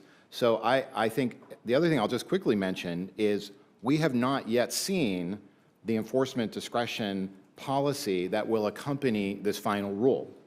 And so it seems to me that it would be something Congress would want to see before asking whether to amend in an unprecedented way CERCLA to address a single chemical. The other thing I'll just quickly mention is we filed a Freedom of Information Act request this morning to get all of the settlements ever that EPA has ever completed with water utilities and landfills, so that we can show you the receipts, so that we can show you that for as long as the EPA has exercised its authority under 122 and 113, that they have quickly resolved the liability of water utilities and landfills to focus on those who should be responsible, the polluters. Okay. Thank you for that. Now, I, too, have heard, as all of you have, from water utilities and others about the potential for truly responsible parties like a 3M or DuPont, who have been held liable for response costs, to try to deflect by bringing in water utilities or other entities into these third-party lawsuits. Ms. Bowers, I know this was discussed earlier in the hearing already, but your written testimony outlines the EPA enforcement discretion wouldn't necessarily protect covered entities in this scenario. Can you walk us through what the options would be for water utilities in the scenario where a liable party brought them into a third-party contribution claim? Sure. Thank you, Senator.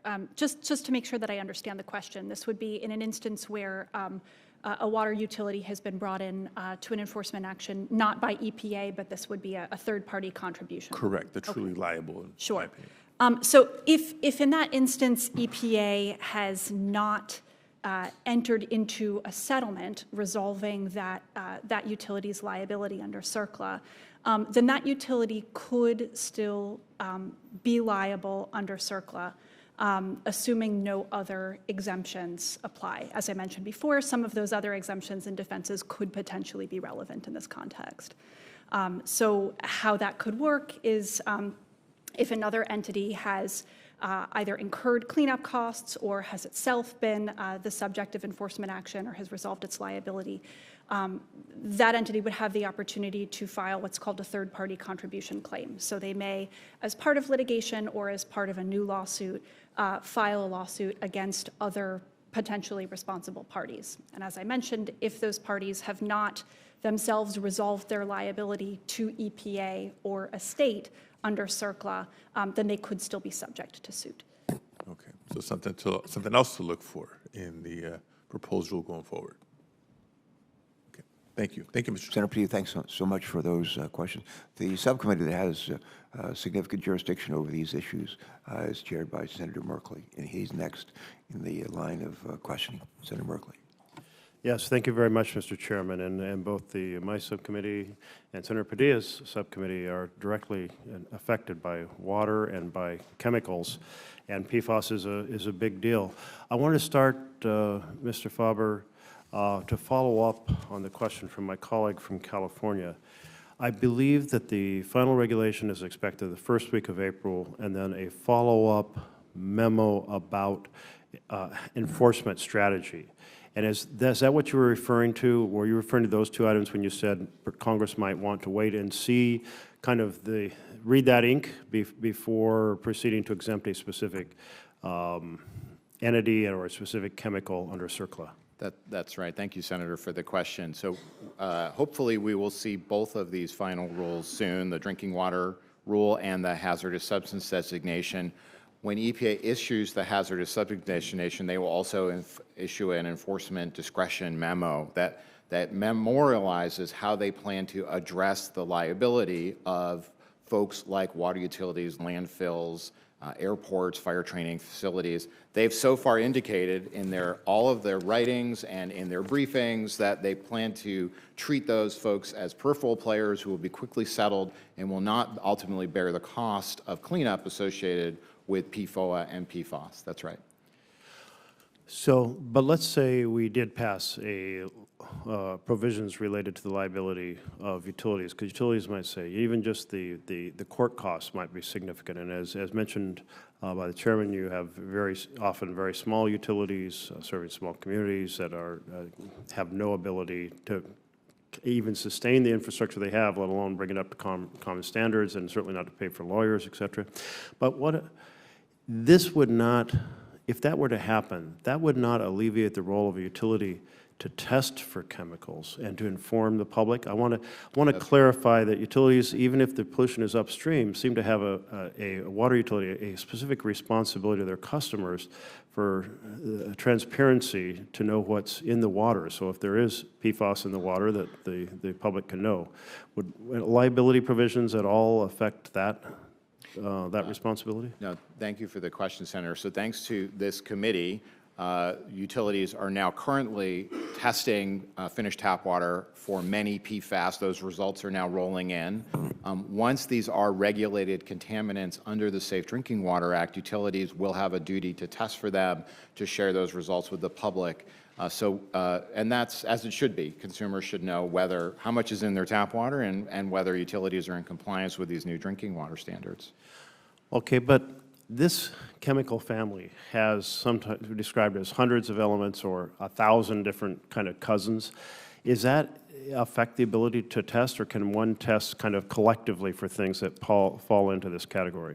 So to their credit, the EPA developed a drinking water standard that includes a mixture of what are called long-chain and short-chain PFAS, so that the treatment technology that will be adopted by PFAS won't simply reduce the 6 PFAS that would be part of the drinking water standard, but would reduce many of the PFAS. It's also really important to note that adopting this treatment technology will remove other co-contaminants, other things from our water, in particular a class of chemicals called total trihalomethanes that increase the risk of bladder cancer. And so while we certainly talked a lot about the cost to utilities, it's really important to remember that every year there are thousands of people who lose their lives to cancer, especially testicular cancer, kidney cancer. There are many people who lose their lives to cardiovascular disease associated with PFAS in their drinking water. So there are other costs, not just the cost borne by utilities to provide safe water. So back when I was in the state legislature in Oregon, we spent a lot of time exploring the issue of PFAS in carpeting and upholstery, which was related to kind of trying to decrease the fire hazard. And I had little tiny kids crawling around on the carpet, and I was appalled to find out that my son and daughter's noses picking up those carpet fibers were picking up PFAS almost from birth.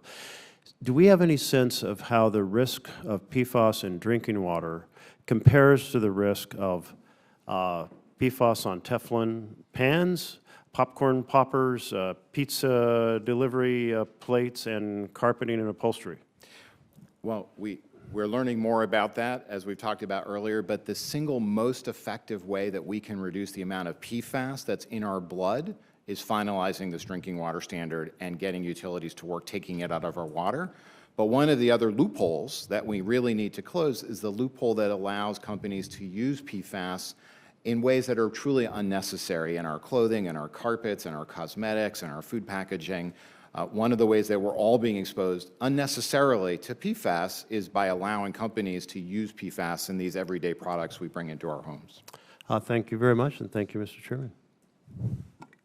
Senator Merkley, thank you. We've been joined by Senator Lummis, who spent a lot of time on this issue, and we thank you for that, and thank you for being here today. Thank you, You're Mr. recognized. Chairman. Appreciate you. You bet. Mr. Fox, can you please explain why a nationwide enforcement policy does not adequately address the liability concerns for passive receivers? Sure. It's similar to what I've testified to, which is, and Ms. Bowers has also stated that if there is no settlement with the passive receiver, they're completely open to any lawsuit by a third party. even if the passive receiver has settled with the government and obtained contribution protection, if the third party has not settled its liability with the government, then they can sue them. So it does not provide that protection. And if I might, I want to give you a specific example that I was involved in about this back in 2002. There was an EPA policy, same thing, discretion, not to go against prospective purchasers who wanted to redevelop brownfield sites. It was an incredibly cumbersome policy. It did not work. And as a result of that, the inadequacy of that enforcement policy, what happened was we got the 2002 Brownfields amendments, which created an exemption under the statute for exactly those circumstances, which actually was a win-win for everybody. So is it true that Congress has amended CERCLA liability in response to the increased inefficiencies and administrative costs associated with implementing a nationwide enforcement discretion policy? Absolutely, and that's the example that I just gave you, which is they had a very ineffective enforcement discretion policy for prospective purchasers. Our firm actually was involved in one of those. It took 18 months to even get it done. It doesn't happen very much, and so we needed a statutory exemption, and that's exactly what happened, positive for everybody. So one of my concerns, and I once upon a time had some experience with RCRA, and I'm a big fan of RCRA. It really bailed out a problem I was having because I live right next door to a refinery. There's volumes of case law relating to designating a chemical as hazardous under RCRA and the Clean Water Act and the Clean Air Act. But for designating a hazardous substance directly under CERCLA, there is none, correct? There is absolutely no precedent in 44 years of CERCLA for EPA to ever designate something directly without it first being designated under the other statutes that you mentioned. Not one example of that. So if utilizing a tailored approach under RCRA could address some of the liability concerns of passive receivers, do you think that it's a problem that the EPA has dedicated such minimal resources into using RCRA to regulate PFAS? So currently there are two proposed regulations under RCRA that would solve part of this problem. One is to list 9 separate PFAS compounds as hazardous constituents, and another one to say that those compounds could be subject to what's known as RCRA corrective action. So at sites, EPA could use their authority at RCRA corrective action sites to clean up those sites. And just to speak to what the gentleman from New Mexico was stating, a lot of those DOD sites are RCRA corrective action sites. Thank you. I'm going to turn to Mr. Witt. In your view, and I want to read you something by the Environmental Working Group in November 2023. They expressed concern about potential new measures. And here's the quote. Congress is considering new loopholes and exemptions for PFAS polluters that will let them off the hook for PFAS contamination they may have contributed. Congress must hold polluters responsible. Okay, so what I'm focused on and very concerned about are these passive receivers and the expense that a passive receiver might incur to clean something up when it did not contribute to the contamination for which they are liable. So in your view, does this characterization about loopholes and exemptions accurately reflect the role of the Passaic Valley Sewerage Commission in relation to PFAS contamination? Thank you for the question, Senator. And no, I absolutely disagree with that characterization of PVSC or any wastewater treatment or drinking water plant as a polluter in this case. As we've stated, we are passive receivers of this contaminant or these contaminants. I know it was stated earlier that, well, you can just say you're not going to take them anymore. Well, we can't, because it gets into our sewer system one way or another. It gets into our sewer system from people's homes. We can't just tell people, well, we're not going to take your sewage anymore. We can't tell landfills, well, we're not going to take your leachate anymore, and you're just going to have to figure out some other way to dump it somewhere, and that's what will happen. Wastewater treatment plants can't take this material, which is what our job is to treat wastewater. If we can't take it, where is it going to go? Who is going to be treating this? You want us treating it. This is what we do all day, every day, and we are very good at our jobs. We want to be part of the problem of solving PFAS and getting it out of the environment. But when we have to do things like fight 28-year-long CERCLA cases or 25-year-long CERCLA cases or however long, we can't do that because that's where our resources are going. And let's remember something about the contribution protection, which hasn't been brought up yet, which is an extraordinarily important point.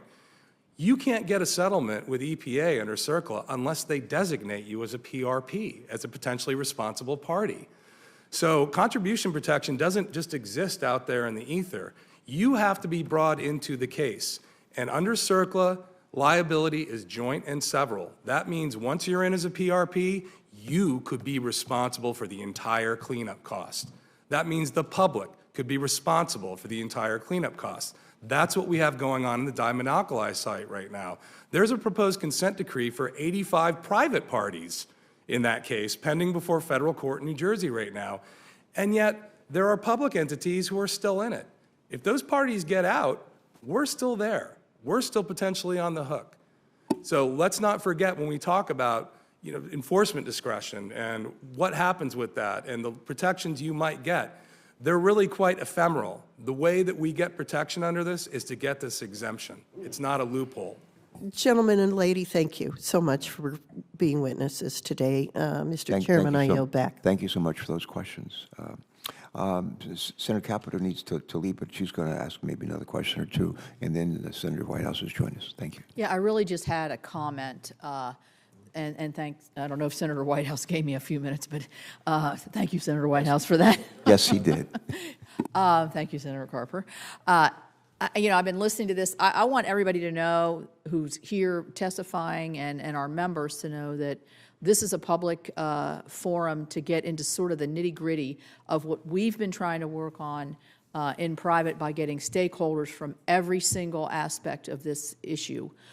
We've had, to the chairman's credit, we've had two very major roundtables and to understand the issue as well as we possibly can. So now we're honing in on it. And so I guess my final comment would be, I think it was agreement that third-party or passive receivers are not what we're aiming at here. We're aiming at the polluter pays. The polluter should pay the cleanup and pay the cleanup. The third parties, because of past 11 exemptions in CERCLA, or because of what Mr. Witt just mentioned in the statute of CERCLA, don't feel like the EPA writing a letter of enforcement discretion or mentioning enforcement discretion, and of course that only lasts as long as that EPA lasts, I would imagine, provides that bright line, I guess I would use that term. And so Mr. Faber has said that this, that it will be written into the verbiage that third-party, water systems and wastewater systems and landfills are not to be, not where we're aiming here, not to be held liable. If we all agree on that, why wouldn't we just agree on putting it in the statute and making it a bright line and making it very clear? So it's not a question, Mr. Faber. But anyway, that would be my parting thought, because we have a lot of agreement on a lot of this, and I think the more explicit, I'm not an attorney, but the more explicit we can make this, I think the better it is, so that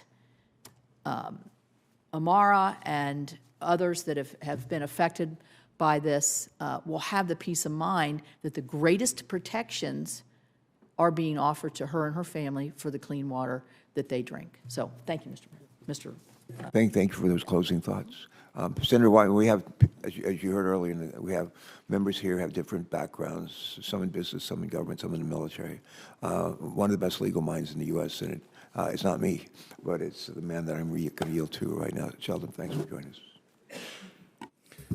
When I used to travel with Senator McCain, we would often meet the head of state in a foreign country, and he would introduce me sometimes by saying, this is Senator Whitehouse. He's a very well-regarded lawyer. By the way, do you know the difference between a lawyer and a catfish? And the head of state would look confused and befuddled, and he would say, as many of us have heard him say, well, one is a scum-sucking bottom feeder, and the other is a fish.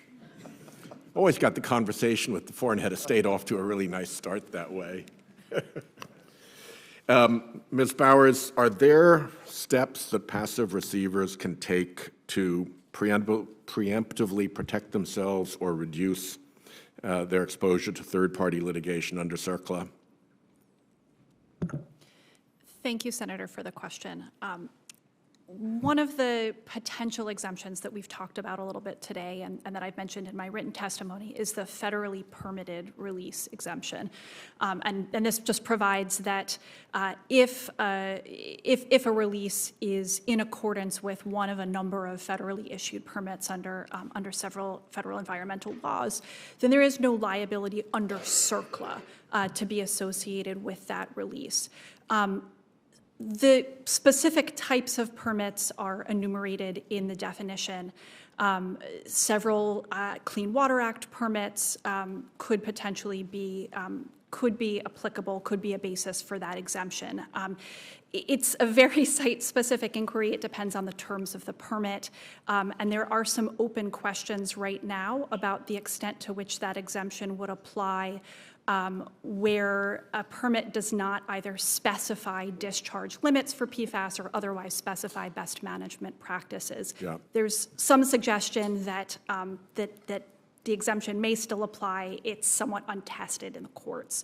But so a passive receiver that has a federal permit would be well advised to pursue an upgrade to that permit for PFAS. It would certainly involve discussions with EPA or with the state permitting entity regarding the terms of the permit and regarding what discharges have been disclosed as part of the permitting process. Again, though, it's a very site-specific determination. Yeah, and Mr. Faber, are there many other chemicals that are fairly ubiquitous in the environment, like PFAS? And are there lessons from the experience with those chemicals as to how they've been handled by EPA and under CERCLA? Thank you for the question. As we've talked about, there are more than 800 hazardous substances. More than 600 are still being produced. More than 300 are being produced in high volume, including sulfuric acid. Hundreds are already found in landfills. 66 are found in our drinking water systems. And to answer, I think, both of your questions, where we might politely disagree, is water utilities, wastewater utilities in particular, can certainly require their customers to pre-treat their wastes. Some do. In Michigan, for example, the state has a pretreatment program. It's unfortunately far too rare. That would help reduce ultimately their liability. Water utilities could have gone to their state regulators and modified their NPDES permits to address PFOA and PFAS. While the manufacturers hid the truth of these harms from you when you were writing these lists that got incorporated by reference into 102, it's not a secret that PFAS is a toxic forever chemical. It's certainly not been a secret to water utilities. They could have amended their permits to address those releases and taken advantage of the permitted release liability shield. They still can. They could today. Very few of them have. Very few are requiring the folks who are sending them waste to pre-treat their wastes, which they can do. Very few of them have gone to their state regulators and say, I want to amend my permit to reduce my releases of PFAS so that I can benefit from the liability shield Ms. Bowers talked about. So there's, and we know that because we've been dealing with hazardous substances for decades. Thanks very much. Thank you, Chairman. Thank you, and thank you for sharing the wisdom of John McCain. John McCain and I served in the Navy together for many, many years. He's a hero and a great colleague in the House and here, so thank you for invoking his name and his wonderful sense of humor. Sometimes irreverent, never irrelevant. I got a couple of questions. We may have one or two of our colleagues straggling in. We have a bunch of other committees that are underway. We're about to start a vote, so I'll ask a couple questions, and we'll see if anyone else arrives. I said earlier I like to telegraph pitches, and I'll telegraph one right now before I jump into a couple of questions for each of you. Senator Ricketts and I are recovering governors. When we were governors, we were part of the National Governors Association, and we were very active in something called the NGA, National Governors Association Center for Best Practices. And what we do in the Center for Best Practices in the states, we dealt with a lot of the different issues, but a lot of the same issues. And we would share ideas with one another as how to deal with a particular challenge we're facing in our respective states. And I like to say, find out what works, do more of that. And as we get ready to close out here in a few minutes, one of the things I'll be asking you about is there anything we can learn, not from necessarily the states, maybe the states, but maybe from some other countries. And I'll probably ask that for the record. To see, this is not an issue that's peculiar just to our country and our people. It's something that affects people all over the world. Okay. Mr. Witt, Mr. Fox, question with respect to waste and water utility liability. Bless you. First, a blessing. We could all use one of those right now. In determining responsibility for chemical contamination when cleanup is required, the EPA first tries to define the various parties that are responsible for contamination. The Superfund law defines potentially responsible parties to include anyone who's ever touched the contamination in some way. The EPA assigns an amount of liability for each party later in the process. The EPA reviews each contamination situation individually and tends to absolve water utilities of ongoing liability, though this process may take years in some cases. A question, again for Mr. Witt, Mr. Fox. If there are already legal mechanisms, to solve the utility liability question, what is different about PFAS contamination compared to other types of chemical contamination? Why should the EPA treat PFAS contamination at waste and water utilities differently from other hazardous substances under the Superfund law? Please, Mr. Witt, why don't you go first? Thank you, Chairman, for the question. I think as we've described here today, there really aren't very many good ways for water sector utilities to avoid liability in this case. And let me go back to the question that Senator Whitehouse just asked Ms. Bowers about the permit liability shield. That's only going forward. That doesn't go back. CERCLA goes back and goes forward. So it doesn't help for any past discharges for which a utility could be subject to liability for. And as the Senator said, and we were talking about here, yes, wastewater and drinking water entities can list PFAS in their permits as a discharge, and many of us do. I can tell you that PVSC has done that as well. But the problem with doing that is there's no set limits for anything yet. So you're acknowledging that you have it in your discharge, but you're essentially saying you have to tell us what you want us to do with it yet. Now, we're very fortunate in New Jersey under the administration of Governor Murphy and our New Jersey Department of Environmental Protection and our Commissioner, Sean LaTourette. They've been very proactive on PFAS, very proactive in working with the regulated community to develop those limits and to start gathering information. To gather information, as Mr. Faber said, from industrial dischargers about what PFAS materials they have in their discharge so we can start developing those limits. And there are other states like New Mexico and Secretary Kinney and Governor Lujan Grisham who are doing the exact same thing. And we applaud those people for doing it, and we want to be part of that solution and keep doing it. Okay, thank you for that. Same question, Mr. Fox. Sure. I'll just build on what was just said because I agree with that. I think there's two things. One is the ubiquity of PFAS. It's probably the most common chemical in usage, and it's in everyday trash that any one of us throws out. So that's one.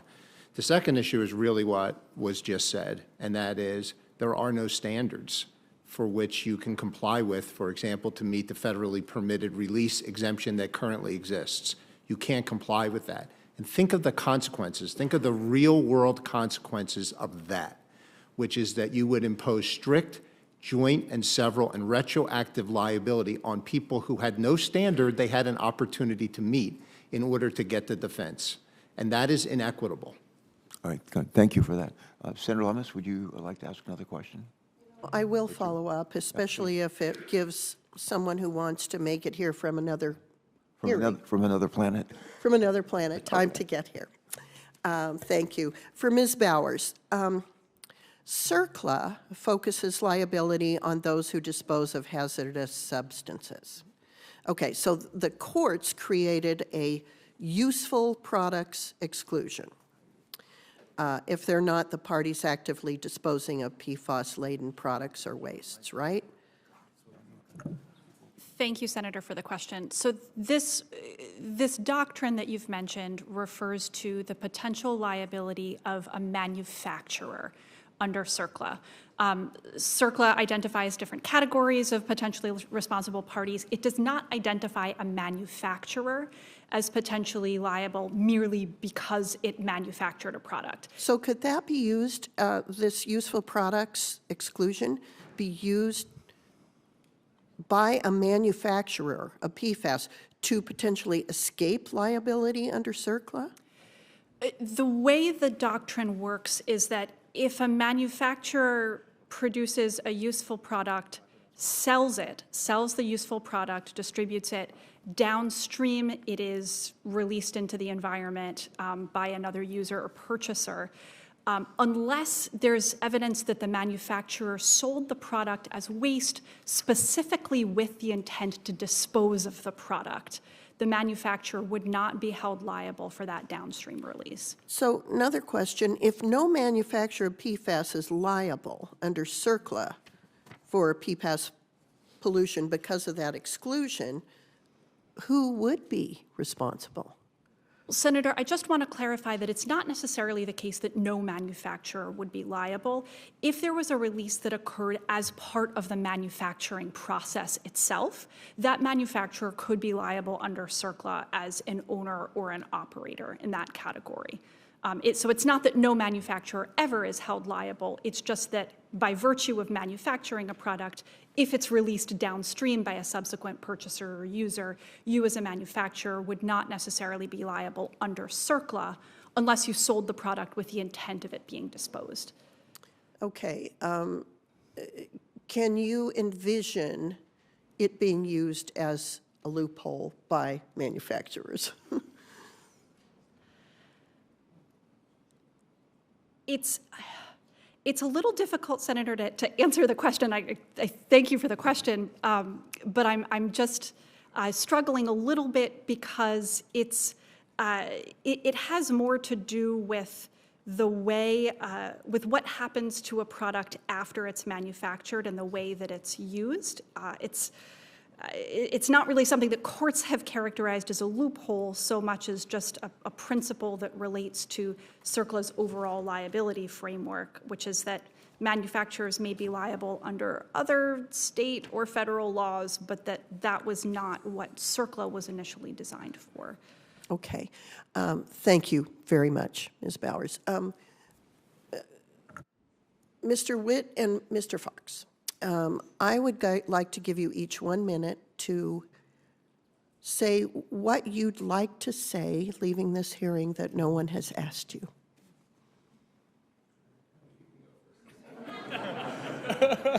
First, last time. Okay. What I'd like to say is, as I said previously, landfills are solution providers, and we have narrowly tailored this exemption to avoid the law of unintended consequences. So we're not seeking an exemption for groundwater impacts that occur because of landfill operations. We're really focused on the leachate discharges, and we need an exemption that allows us not to have retroactive liability for discharges for which we could not meet an exemption that currently exists. And once those standards are in place, we can only meet the exemption if we meet the discharge requirements.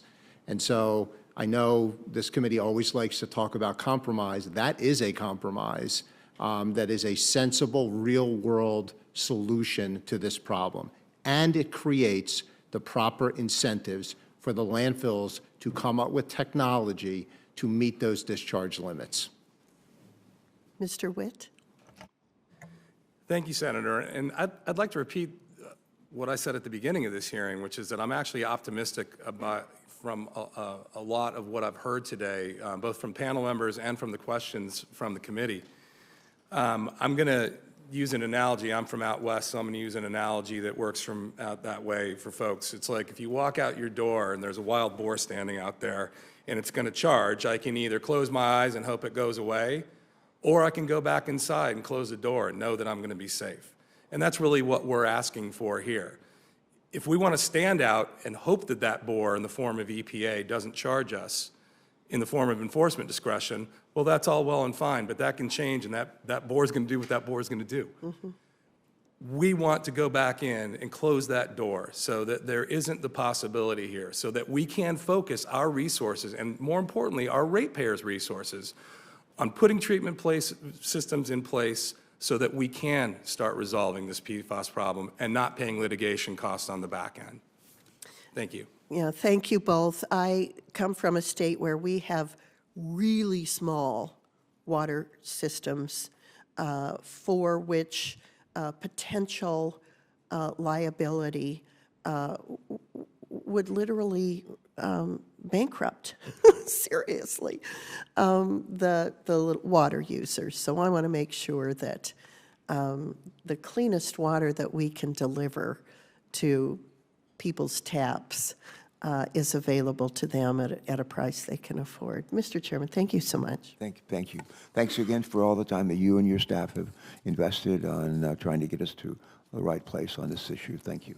And we're not there yet, but we're working together. We'll get there. We'll get there. Sure. I have a couple of questions that I will ask for the record, dealing with, among other things, manufacturer liability.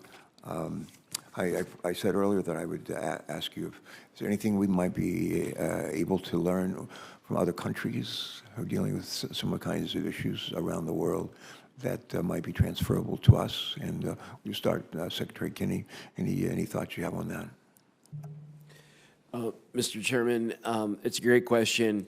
A couple thoughts that do come to mind is, one, as I've listened to the discussion, utility operator training in the United States is not on the front minds of maybe our educational systems, be it although you'd be surprised how often we hear about this. Yeah, and I think what we can learn is from other countries is that public service, especially when you're learning how to treat drinking water from a STEM perspective, is something that we could invest more in at the federal level. That's number one. Number two, I think the other piece is when we move something like PFAS from the waste ledger to the off the waste ledger. I don't want to call it a product once it's come out of the ground, but let's just say we move it from waste to some other kind of maybe commodity where the tech market can come in and reduce it or destroy it or manage it better. I think we will see it managed appropriately, and that whether I'm referring to work that our national labs are doing in New Mexico or around the country, or what we're seeing in other countries in developing technologies, that sort of race to solve the problem could be incentivized better here in the U.S. And that would, with a anti-backsliding regulatory scheme, I think would serve our nation much better. All right. Others? Mr. Sparrow. Chairman, thank you for the question. I don't have information today about what other countries are currently doing with respect to research, development, or regulation of PFAS. Okay. If it's of interest to the committee, we would be happy to perform additional research and provide it for the record. There you go. We'll probably make this a question for the record for you. Thank you.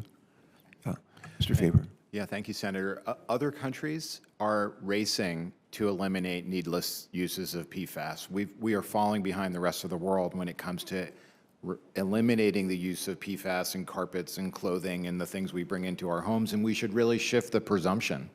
We should put the burden on industry to prove that these chemicals are absolutely necessary to make the things we need in our economy, not put the burden on EPA or FDA or CPSC to prove that these chemicals are too dangerous to have in the everyday products we're bringing into our homes. All right, thanks.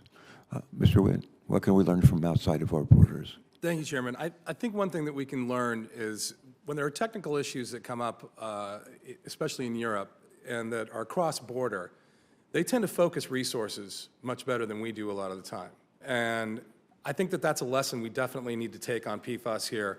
There was a PFAS working group within EPA on developing technologies, and I think that that working group needs to be reconstituted. I think they may still be going. But I think that that's the kind of innovation that we need where, as opposed to looking at this from 50 different points of view, or even from just the federal level, is that there needs to be a collaboration effort on this to say, here's where we're going to go, here's the technologies we're going to invest in. And there are places like at PVSC where we are one of the places doing pilot programs on PFAS treatment so that we can keep taking leachate from landfills and places like that. And there is a safe and responsible way to dispose of it. So I think that that's an important thing. You know, they say in Europe they have one design for a power plant and 300 kinds of cheeses, and in America we have 300 designs for nuclear power plants and only one kind of cheese. I think we need to go to the one design for the PFAS and start really focusing our efforts on getting a solution to this problem. Good. Thank you for that. Mr. Fox? Sure. I don't have a specific example, but I can tell you something general which I think is applicable here. And that is, in Europe, oftentimes when they look at the environmental problems, they look at the interdependence. You can't just pull out one piece, because if you push on the toothpaste tube at one end, it comes out the other end. And so one of the things that we should use as a model is the fact of the interdependence that I've tried to talk about here. Is we have leachate discharges, they go to a POTW, it creates a biosolid, you have water treatment systems that need to go someplace. We need to figure out a way to resolve that as an interdependent whole as opposed to each individual piece. All right, thank you. I announced about 3 months ago that I was not going to run for re-election. And almost every day since then, people have said to me, how are you enjoying your retirement? And they say, we're really going to miss you. You've done a great job. And all. I said to my wife the other day, I said, if I'd known people were going to be this nice, I would have quit a lot sooner. Not really. People have been very nice. But I've indicated that there's a saying they have in track and field, you've probably heard it, run through the tape. And I have every intention to spend every day, every week, every month, between now and high noon, January 3rd, 2025, dealing with some of the tough issues and actually making sure that some of the legislation we've implemented is being implemented. Some of the legislation we've enacted is being implemented. It's one thing to pass laws, it's another thing to make sure that they're fully implemented. The issue that we've discussed here today is thorny and actually more difficult than most that we come in contact with. I get good advice from a lot of different sources, but I mentioned earlier the advice from one of our witnesses a couple of years ago from Wyoming, who said in his confirmation hearing, bipartisan solutions are lasting solutions, and that really has been something that I've taken to heart. I know Senator Capito and other colleagues have as well. Another thing I learned a long time ago is when I'm trying to figure out what's the right thing to do is to put myself in other people's shoes, and say, how would I want to be treated if I were in their shoes? That's probably a pretty good rule to follow here.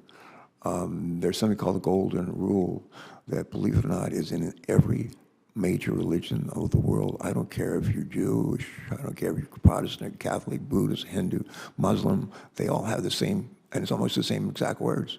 Treat other people the way you want to be treated. Love thy neighbor as thyself.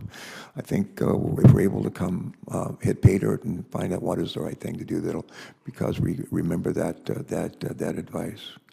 But in closing, I want to thank each of you for taking the time to be here with us today and help us deal with these issues. The issue of PFAS is one of critical importance, with impacts reaching each and every one of us in our 50 states. These chemicals are pervasive in commerce, as we've been reminded today, having been shown to be useful, though, in many situations, as we've heard today. Yet these forever chemicals are a pervasive threat in many instances to our health, to our livelihoods, and we need to make sure we're acting to protect our communities and the people who live in them. We've also heard today about some of the serious challenges associated with regulating these chemicals while ensuring that those responsible for PFAS contamination are held accountable. It's important that we act carefully to prevent unintended consequences, particularly for actors like municipalities and water treatment plants, who, as we've heard repeatedly today, are concerned about legal costs for contamination that someone else caused. I look forward to continuing this conversation, and frankly, with some of you, especially our friends at CRS. But we look forward to continuing this conversation, working together toward common sense solutions to address these pollutants. And we'll be sending some follow-up questions for the record. And this is my favorite part of the hearing. For some final housekeeping, I ask unanimous consent to submit for the record a variety of materials that include letters from stakeholders and other materials that relate to today's hearing. And when I ask unanimous consent, I'm the only senator here. Nobody can object. So without objection, senators will be allowed to submit questions for the record through the close of business on April 3rd, and we will compile those questions, send them to our witnesses, and ask our witnesses to reply by April 17th. April 17th, if you would. And with that, let me again thank our staffs on either side of me. We're different parties, but we're a team. We're a good team. And your testimony is going to make us a better team, I think, and make us better, better servants for the people that we serve. And with that, anything else? All right, I'm going to go vote. All right, thank you all. God bless. This hearing is adjourned.